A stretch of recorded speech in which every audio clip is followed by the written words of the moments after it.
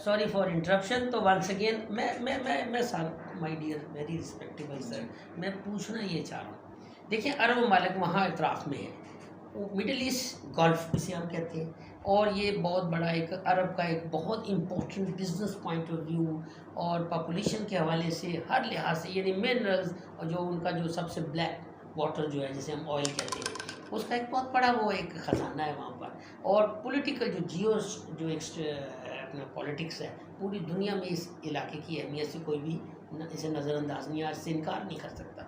मैं ये सवाल कर रहा हूँ कि क्या एक तरफ हमास ये बावर कराती रही और इंटेलिजेंस फेलियर हो गया अपना इसराइल का, और वो ये बावर कराते रहे कि हम तो नेगोशिएशन करेंगे, और तकरीबन 7 से 8 हज़ार या 27,000 जो मेरी अदाद व शुमार है कि उसके मुताबिक लोग इसराइल में जॉब भी करते थे, और फिर वो अच्छा खासा कारोबार एक सिलसिला चल पड़ा था। लेकिन उसके बावजूद ये अचानक क्या हुआ कि उनका कोई मजहबी वो मामलात अपने कर रहे थे हफ्ते वाला दिन, और उनको फिर वो डांस पार्टी में पैराग्लाइडर के ज़रिए लोग उतरे, मुजाहिदीन उतरे, और उसके बाद फिर वो ये सारा कुछ हो गया। ये क्या हुआ, ये गेम क्या है, असल गेम क्या है? ये पैराग्लाइडर से ज़रूर वो उतरी हैं, सारा कुछ उन्होंने किया, लेकिन ये जो प्रोपेगेंडा उनके खिलाफ किया जा रहा है ना कि उन्होंने बच्चों को मारा है, उन्होंने औरतों को कत्ल किया, उन्होंने बुजुर्गों को कत्ल किया, नथिंग, ऐसा कुछ भी नहीं हुआ। ठीक है, अच्छा ठीक है, ठीक है। लेकिन मैं बात वो पहले आपको बता रहा था, देखें हमारे ही घर में, हमारी ही ज़मीन में अगर ये जो रेफ्यूजीज़ हैं, चलते फिरते ये जो लोग हैं, ये जो पक्कीबाज जिनको हम वो पंजाबी में कहते हैं, अगर खाना बदोश जो हैं वो आके बैठ जाते हैं, ठीक है, हम उनको जगह दे देते हैं कि बैठ जाए यार, ठीक है, हम उनको खाना भी कभी कभी दे देते हैं, ठीक है, वो अंडरग्राउंड वो वेपन इकट्ठा करते हैं, वो ये असला इकट्ठा करते हैं, हमारी ही ज़मीनों पे काबज़ हो जाते हैं। तो बताएं हम क्या करें? उनके पास असला भी जदीद है, उनके पास बॉम्ब भी है, उनके पास रॉकेट लॉन्चर भी है, उनके पास एरोप्लेन भी है, फाइटर जेट है, each and everything related to war. अच्छा, फिर हम क्या करें? या तो हम बुज़दिलों की तरह, बेशर्मों की तरह बैठे रहें, बर्दाश्त करते रहें, ठीक है, और या फिर इज़्ज़त और गैरत की तरह मर जाए। ठीक है, हमास ने बिल्कुल यही किया, इज़्ज़त और गैरत की मौत को उन्होंने कबूल किया, उन्होंने गुलामी कबूल नहीं की। हमारा दीन भी हमें यही सिखाता है। ठीक है, अच्छा, ये मज़हब यानी ये बात होता है कि मस्जिद अक्सा जो है वो उसमें 3 मज़ाहिब क्लेम करते हैं, लेकिन बहैसियत मुसलमान अल्हम्दुलिल्लाह हमारा तो उसका पर रोज़े रोशन की तरह ईमान है कि हमारा उसके ऊपर क्लेम जो है वो सच्चा और हक़ और बातिल की लड़ाई है। ये सब जो मुजाहिदीन कर रहे हैं, नो डाउट कि ये हक़ और बातिल की ही लड़ाई है, और वो अपने सर्वाइवल की जंग लड़ रहे हैं, और उन्होंने उस मुकामात जो मजहबी मुकामात हैं उसके अलावा भी मुकामात है, पैगम्बर हज़रत इब्राहीम अलैहिस्सलाम के वहाँ पर हैं, तो उसकी हुर्मत को वो मेरे ख्याल से ये सब कुछ जो कुछ हो रहा है, क्या ये लैंड के लिए हो रहा है या फिर ये आप ये क्या समझते हैं? थोड़ा सा डिफाइन करें। नहीं, मैं आपको बताता हूँ जी। अब देखिए 1917 के बाद इन्होंने डारफोर एग्रीमेंट के बाद इन्होंने फ़लस्तीन, व्हाट इज़ द डारफोर एग्रीमेंट जो हुआ था ना 1917 में फर्स्ट वर्ल्ड वार के दौरान, जब जो बरतानिया ने किया था कि यहाँ पे जो पूरी दुनिया से जो यहूदियों को यहाँ पे बसाया जाएगा, अच्छा, उसमें ये हुआ था कि एक हिस्से पे इसराइल रहेंगे, यहूदी रहेंगे, अच्छा, दूसरे पे फ़लस्तीन रहेंगे, फ़लस्तीनी रहेंगे, अरब रहेंगे, और तीसरा जो यरूशलेम है उसको एक इंटरनेशनल सिटी डिक्लेयर कर दिया जाएगा। अच्छा, अब उसमें हुआ क्या? यरूशलेम जो है, बैतुल मुक़द्दस जो है, उनकी तीनों मज़ाहब के नज़दीक बड़ी अहमियत है। ठीक है, मुस्लिम है, क्रिश्चियनिटी है या ज्यूज़ है। ठीक है, अच्छा, जो इनका इजराइल का एक वज़ीर आज़म एरियल शरोन गुजरा है, ठीक है, अच्छा, वो कट्टर किस्म का वो यहूदी था, उसने विज़िट किया मस्जिद अक्सा का, बैतुल मुक़द्दस का, और वो जो दीवार गिरिया है, जो हैकल सुलेमानी की एक दीवार बची है जिसके पास खड़े होकर यहूदी जो है अपनी मुक़द्दस किताब को पढ़ते हैं और रोते हैं, आहुगुज़ारी करते हैं। वो कहते हैं कि जब हमारा मसीहा आएगा तो इसी दीवार के पास हैकल सुलेमानी तामीर करेगा। एरियल शरोन जो था उसने ये कोशिश की कि मैं बैतुल मुक़द्दस के करीब उस बड़ा सा पत्थर जो है वो उसको रख दूँ ताकि यहाँ पे हम जो अपना हैकल सुलेमानी जो है उसकी तामीर होगी और मेरा नाम तारीख में लिखा जाएगा, लेकिन वो ऐसा कर न सका। फ़लस्तीनी औरतों ने, बच्चों ने, नौजवानों ने जब वहाँ पे आया है तो उन्होंने पत्थरों के साथ उसको वहाँ से भगाया, उस पर बारिश की। अच्छा, हैकल सुलेमानी की वजह से मुसलमानों को अपनी इबादत करने की इजाज़त नहीं है, मस्जिद में जाने की इजाज़त नहीं है, उनके ऊपर वो सीधे स्ट्रेट फायर करते हैं। इसराइली सिक्योरिटी फोर्सेस जो है, पुलिस है, वो अंदर नहीं जा सकते। और जितने मुजालम जो बेहरमती वो हर रोज़ करते रहे, और उसके बावजूद आज वो जो कुछ हुआ है, जो हफ्ते वाले दिन से लेके आज चौथा दिन है, ये सिलसिला चल रहा है। अब मुझे आप ये बताएं कि अरब ममालिक क्या सो रहे हैं या जाग रहे हैं, या उनके अंदर थोड़ी भी गैरत है? अगर उन्होंने अपनी जो ये अतराफ़ के जो पड़ोसी ममालिक हैं उनको मिलिट्री लिहाज से, सोशल इकनॉमिकल लिहाज से स्ट्रेंथन किया होता, तो आज वो इसराइल के सामने आंखें दिखा के बात कर रहे होते। और फ़लस्तीन के लिए जो टू स्टेट जो एक सलूशन है, एब्सोल्यूट सलूशन जो है, क्या वो ज़रूरी नहीं था? देखिए, सबसे पहली बात ये है कि दुनिया के जो रिलेशंस हैं ना, ये इकानमी की बेस पे है, मेटीरियलिस्टिक है ये अप्रोच जो है। अब देखिए, अरब स्टेट हो या दुनिया का कोई भी मुल्क हो, वो दूसरे मुल्क के साथ ताल्लुक़ इसलिए रखता है, रिलेशन इसलिए रखता है कि मुझे इससे क्या फ़ायदा है। ठीक है। तो नाज़रीन, अब तक के जो हमारा प्रोग्राम है, इसमें जो हमारे पास वक्त था बिल्कुल ख़त्म हो रहा है। मैं आखिरी आपसे एक बात करूँगा, और ये सिलसिला जो नेक्स्ट एपिसोड तक हम ले जाएंगे, एक नशीस से एक प्रोग्राम और करना पड़ेगा जी। मैं आपसे ये चाहता हूँ कि अगर फौरी, क्या ज़रूरी नहीं है कि जो महज़्ज़ब ममालिक हैं, जिनकी ज़िम्मेदारी थी, और बाइडन साहब ने जिस तरह अमेरिकन प्रेसिडेंट ने कह दी हम इसराइल के साथ हैं, और उस दूसरी तरफ जो लोग मेरे ख़्याल से फ़लस्तीन के साथ हमायत का ऐलान नहीं कर रहे या खड़े नहीं हो रहे, क्या वो यहाँ दुनिया के भी मुजरिम हैं और आखिरत के मुजरिम नहीं? देखें, हमें एक साइड पे खड़ा होना पड़ेगा, या तो हम हक के साथ खड़े हो जाएं या हम बातिल के साथ खड़े हो जाएं। जो न्यूट्रल होता है ना, कि मैं ना तो हक के साथ हूँ ना बातिल के साथ हूँ, वो बंदा सबसे ज़्यादा खतरनाक होता है। ठीक है। अच्छा, इसराइल के साथ जो कंट्रीज़ हैं, ठीक है, वो ठोक के कहते हैं हम इसराइल के साथ हैं, ठीक है। और नहीं, बाइडन को नज़र नहीं आया इतना सारा जुल्म जो 75 से 75 सालों से इतना जुल्म उन्होंने किया है, मासूम नहत्ते बच्चों को उन्होंने मारा है। तो नाज़रीन, इस वक्त thank you very much sir, welcome back. एक दफ़ा फिर हम हाज़िर खिदमत, और उसी जगह से हम शुरू करें जहाँ से ये सिलसिला जो है ना वो ब्रेक हुआ था। तो बिला तखीर सर, ये बताइए, अब तक जो आपने सारा जो पहले जो इब्तदाई में बताया, इसका सारा जो हिस्टोरिकल बैकग्राउंड बताया, और ऐसे जो आपने पॉइंट्स रेस किए, अगर उन्हीं को मान लिया जाए कि ये चीज़ें हैं, तो फिर इसराइल क्यों कहता फिर रहा है कि जी हिज़्बुल्लाह जो है वो क्रूल एनिमीज़ है, और उन्होंने बच्चों को, बूढ़ों को और ख़वातीन को रेप भी किया है, और वो हॉस्टेज बना के ले गए? क्या ये डज इट पॉसिबल? नहीं, इट इज़ नॉट पॉसिबल। ये देखें, वार जो है ना लेटेस्ट सिनेरियो में वो दो तरह से लड़ी जा रही है। एक वार वो है जो आप ग्राउंड पे लड़ रहे हैं, दूसरी वार वो है जो आप मीडिया पे लड़ रहे हैं, प्रोपोगेट कर रहे हैं, वो प्रोपोगेट कर रहे हैं। अब देखें, हिजबुल्लाह के पास क्या है, रॉकेट है, वो मार रहे हैं।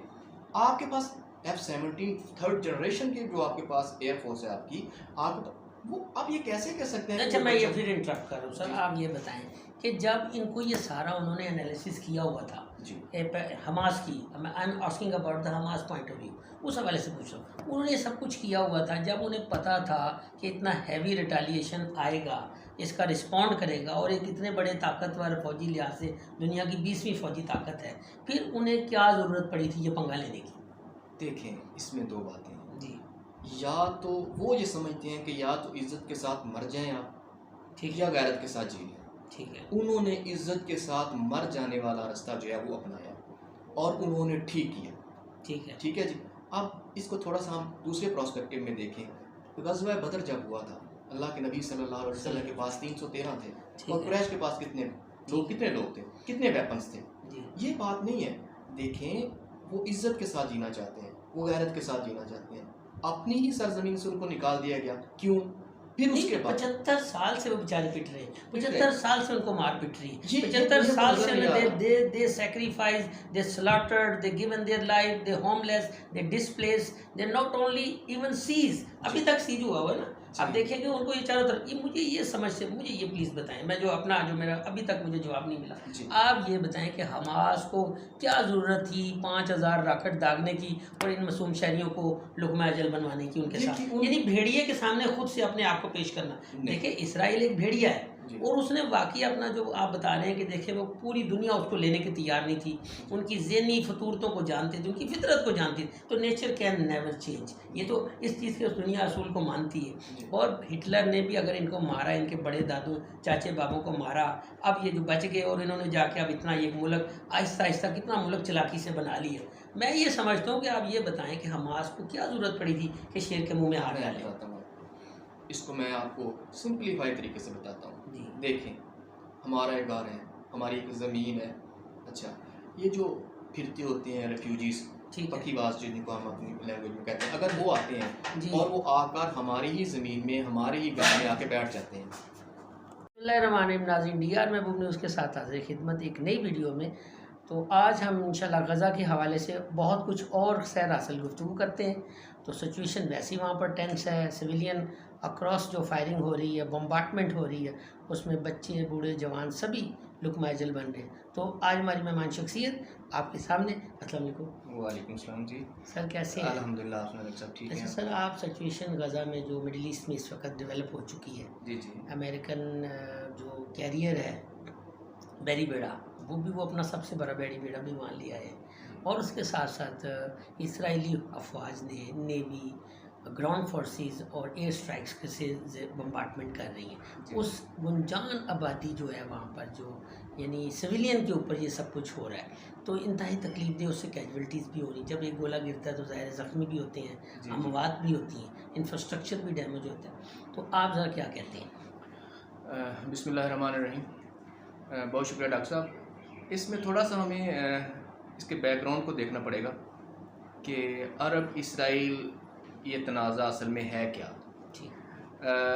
ये खिलाफत उस्मानिया के बाद इस एरिए में, जब फर्स्ट वर्ल्ड वार के बाद 1917 में जब ये इसराइल और फ़लस्तीन का आपस में बना ये मसला, तो बरतानिया ने ये किया था कि 1917 में जो बाल्फोर डिक्लेरेशन हुई थी, उसमें ये बात क्लियर लिखी गई थी कि पूरी दुनिया से जो ज्यूज़ हैं, होमलेस ज्यूज़ जो हैं, उनके लिए फ़लस्तीन में हम एक उनका घर बनाना चाह रहे हैं, एक खिता बनाना चाह रहे हैं, एक जगह उनको देना चाह रहे हैं। अच्छा, यहाँ से ये सारे मामला स्टार्ट हुए हैं। With the passage of time 1948 में अरब इसराइल जो फर्स्ट वार हुई है, उसमें अरबों ने कोशिश की कि इसराइल को किसी न किसी तरीके से महदूद किया जाए, क्योंकि इसराइल जो थे, यहूदी जो थे, वो पूरी दुनिया में स्कैटर्ड थे। हिटलर ने जब इनके ख़िलाफ़ ऑपरेशन किया था, तो जब ये पूरी दुनिया में स्कैटर्ड हुए, तो 1917 में बरतानिया ने इनको यहाँ पे लाके बात किया। अच्छा, उसके बाद अरबों ने कोशिश शुरू की कि किसी तरह ज्यूज़ जो हैं इनको यहाँ से निकाल बाहर किया जाए, लेकिन उसमें कामयाब नहीं हो सके। इनकी जो जंगें हुई हैं 1948 में, 1967 में, ये 6 दिन की जो जंग हुई है 1967 में, जिसमें 5 अरब ममालिक जो थे वो शामिल थे, जिसमें सऊदी अरब था, जॉर्डन था, इजिप्ट था, लबनान था, मिस्र था। ये सारे मुल्क जो थे वो मिल के अरब के ख़िलाफ़ लड़े, लेकिन 6 दिन की लड़ाई में चूँकि इज़राइल जो था उसको पूरी सपोर्ट हासिल थी वेस्टर्न की, तो उन्होंने अरबों के मज़ीद इलाके जो सीरिया की जुलान की पहाड़ियों जो थी उन पर भी कब्ज़ा कर लिया। देखें, अब ये वक्त गुजरता गया। फिर उसके बाद 1964 में यासर अरफात ने अपनी PLO बनाई, जिसने जो थी वो सियासी तौर पर अरबों के हकूक़ के लिए आवाज़ उठाना शुरू की। तो मैं कतई गुलामी माफ़, हमें जो है ना ब्रेक पे जाना है, तो इंशाल्लाह ब्रेक के बाद फिर हाज़िर होते हैं। नाज़रीन हमारे साथ रहिए, मिलते हैं फिर ब्रेक के। नाज़रीन, ब्रेक के बाद हम फिर हाज़िर खिदमत है, वहीं से सिलसिला जोड़ते हैं जहाँ से ये मुनक़ता हुआ। जी। फिर 1973 की वार हुई, जिसमें अरबों ने मुकम्मल तौर पर, इज़राइल ने मुकम्मल तौर पर अरबों को बैकफुट पे जाने पर मजबूर कर दिया। लेकिन उसकी रीज़न थी, अरब ये कहते थे कि हम इज़राइल के साथ तो लड़ सकते हैं, लेकिन हम यूरोप के साथ या वेस्ट के साथ या अमेरिका के साथ हम नहीं लड़ सकते। अच्छा, ये जो आपने बैकग्राउंड सारी इसकी बैकग्राउंड हिस्ट्री बताई है जी, हिटलर ने इनको जो छोड़ा, जो बाकी मानदा बच गए जी, यकीनी तौर पर उसने हज़ारों लाखों मारे, ऐसे ही है जी जी। अब जो बच गए उनकी जो सही एक तादाद कितनी थी जब इन लोगों को यहाँ पर शिफ्ट किया गया? इनको ये जो देखें ना, ये खाना बदोशी थे ना, या रेफ्यूजीज़ कहेंगे इन्हें आप, तो ये यहाँ पर इन्हें पूरी दुनिया में कोई लेने को तैयार नहीं था, तो फिर फ़लस्तीन ही क्यों? असल में पूरी दुनिया के जो वेस्टर्न कंट्रीज थे वो जानते थे कि ज्यूज जो हैं वो बाय नेचर किस किस्म के लोग हैं। हिटलर ने जब इनके खिलाफ ऑपरेशन किया था तो उसने कहा था कि मैंने कुछ यहूदियों को इसलिए छोड़ दिया है ताकि दुनिया को इस बात का पता चले कि मैंने ज्यूज को मारा क्यों था, कत्ल क्यों किया था। ठीक है जी। पूरी दुनिया ये जान छुड़ाना चाहती थी इनकी शर्मगेजियों से, इनकी जो फितना परस्त इनकी आदत है उससे। अच्छा, उन्होंने फ़लस्तीन को बेहतरीन समझा इस सरजमीन को कि यहाँ पे आके इनको बात कर दिया जाए। उसकी 2-3 रीज़न थी। एक रीज़न उसकी ये थी कि फ़लस्तीन में यहूदियों को बात करने का उनका मेन मकसद ये भी था कि हम अरबों के ऊपर एक ऐसा कंट्री जो है, ऐसा मुल्क जो है, ऐसे लोग जो हैं वो बैठा देंगे जो असल में हमारे ही पपेट होंगे। अच्छा, मैं माज़रत के साथ इंटरप्ट कर रहा हूँ। मैं जो समझा हूँ ये जो फितना और बुराई है इसको फ़लस्तीन के ऊपर इम्पोज किया गया, यानी थोपा गया जी। अपना यूरोपियन ममालिक ने या दीगर ममालिक ने या हिटलर ने जैसे निकाल दिया तो पूरी दुनिया इन्हें लेने को तैयार नहीं। तो ये फिर उस वक्त की जो पॉलिटिक्स है, जो सियासत है इंटरनेशनल, उन्होंने जानबूझकर अरब ममालिक में ये बीमारी डाली ताकि वो इधर बैठ के इसके ज़रिए से रिमोट यानी पॉलिटिक्स को कंट्रोल कर। देखें जब पॉलिटिकली इंस्टेबिलिटी किसी खित्ते में आती है तो बाहर के जो फर्स्ट वर्ल्ड की कंट्रीज हैं वो अपने मफादात के लिए वहाँ अपने पपेट जो है वो लॉन्च करते हैं। Same as it is Israel को भी ऐसे ही लॉन्च किया गया था। ठीक है जी। इसलिए जिस तरह हमारे अगर खित्ते में देखें तो यहाँ भी इस तरह की सिनेरियो बन रहा है, लेकिन हम चूँकि स्पेसिफिक गज़ा के बारे में है तो ये जो रिसेंट सिनेरियो बना है जो गज़ा के ऊपर ये हमास ने, देखें अगर आप किसी भी कौम को, मुल्क को इतना दबा देंगे, इतना ज़्यादा दबा देंगे, फिर उसका रिएक्ट आएगा। अब ये कह रहे हैं कि जी 75 साल ये अभी ये जो अटैक हुआ है दे विल हैव टू पे द प्राइस जी। और ये इनकी नस्लें याद रखेंगी और जो इनके सर पे हाथ रखेगा वो भी इसका मज़ा चखेंगी। ये उसका इसराइली प्राइम मिनिस्टर कह रहा है, नेतन बेंजामिन याहू जो है वो कह रहा है। तो आप क्या समझते हैं कि जो दीगर अरब ममालिक हैं, OIC भी एक प्लेटफॉर्म है, उसके अलावा और बड़े ममालिक हैं जो अतराफ़ में इधर रहते हैं, तो ऑलरेडी एक बंद जेल ही थी ना, खुली जेल में ही बेचारे वो रह रहे हैं जो गज़ा स्ट्रिप है। वैसे वो गुर्बत के मारे ना जॉब्स हैं, ना उनका कोई ट्रेड है, ना उनके कोई फंक्शनल्स हैं, तो इसके बावजूद भी इतनी ज़्यादा इंफ्रास्ट्रक्चर तबाह हो गया, बच्चों को मारा जा रहा है, बूढ़ों को मारा जा रहा है, हॉस्पिटल्स को डिमोलिश किया गया through the heavy bombardment, navy, air strike and ground, वो जो आर्टिलरी यूज़ कर रहे हैं। आप क्या समझती हैं कि ये क्लेंजिंग नहीं हो रही, उनकी नस्ल कुछ नहीं की जा रही? देखिए ये बिल्कुल एथनिक क्लेंजिंग हो रही है। वो जो कह रहे हैं कि हम इनको पे द प्राइस करना पड़ेगा, इन्होंने जो कुछ किया हम इसको सबक सिखा देंगे, वो भाई पहले भी तो आप सबक सिखा ही रहे हैं ना। मासूम बच्चों को कत्ल कर रहे हैं, औरतों को कत्ल कर रहे हैं, बूढ़ों को आपने जेल में डाला हुआ है, पहले कौन सा आपने उनको राइट्स दिए हुए हैं? नहीं, 75 सालों में वो सह रहे थे, लैंड इनकी थी पैलेस्टीन की, इनके बावजूद ने इन पे तरस खाया, इनको दे दी। अब देने के बाद देखिए ये जितनी तेज़ी के साथ ये फ़लस्तीन सुकड़ा है और इसराइल बड़ा है, इसकी मिसाल पूरी दुनिया में कहीं नहीं मिलती। भाई आप मौसनों के साथ इस तरह किया जाता है। अब ये कहते हैं कि जी हमास जो है वो सबसे बड़ा टेररिस्ट है। आप क्या समझते हैं? देखिए हमास टेररिस्ट नहीं है। हमास वाले जो लोग हैं, हमास के जो फ़दाईन हैं, वो टेररिस्ट नहीं है, वो तो अपनी आज़ादी के लिए लड़ रहे हैं, इनसे जान छुड़ाना चाह रहे हैं। देखिए अगर आप किसी बच्चे को मारेंगे, वो मुजाहिदीन है। देखिए आप अगर किसी के बच्चे को मारेंगे तो क्या वो आपको माफ़ कर देगा? वो कतल माफ़ नहीं करेगा। और जिनको आप पिछले 74 ईयर से मार रहे हैं उसका रिएक्शन नहीं आएगा।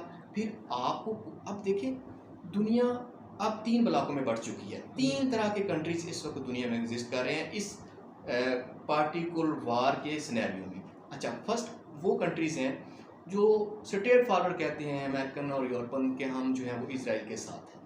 ठीक, उनको ये राइट है कि वो अपने दफा में लड़ें, बम्बार्डमेंट इसराइल पर करें, हमास ने उनके ऊपर अटैक किया। अच्छा, दूसरे कंट्रीज़ वो हैं जो फ़लस्तीन के साथ खड़े हैं। वो कहते हैं कि फ़लस्तीन को हक है कि वो अपनी सरजमीन के लिए, अपनी आज़ादी के लिए इसराइल के साथ लड़ें।